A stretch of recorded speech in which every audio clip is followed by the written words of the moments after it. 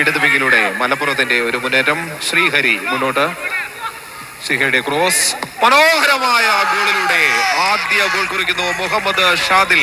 ക്യാപ്റ്റനിലൂടെ മലപ്പുറം കൃത്യം 13-ാം മിനിറ്റിൽ അവരുടെ ഗോൾ കുറിക്കുന്നു. ആദ്യ ഗോൾ മുഹമ്മദ് ഷാഹിൽ. ക്യാപ്റ്റനിലൂടെ മലപ്പുറം ലീഡെടുക്കുന്നു.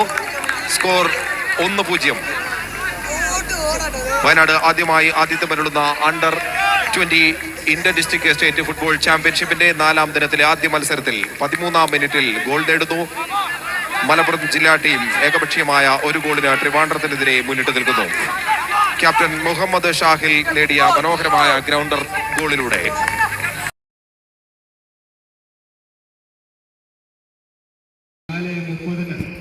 നാളെ 4:30 ലൂസേഴ്സ് ഫൈനൽ.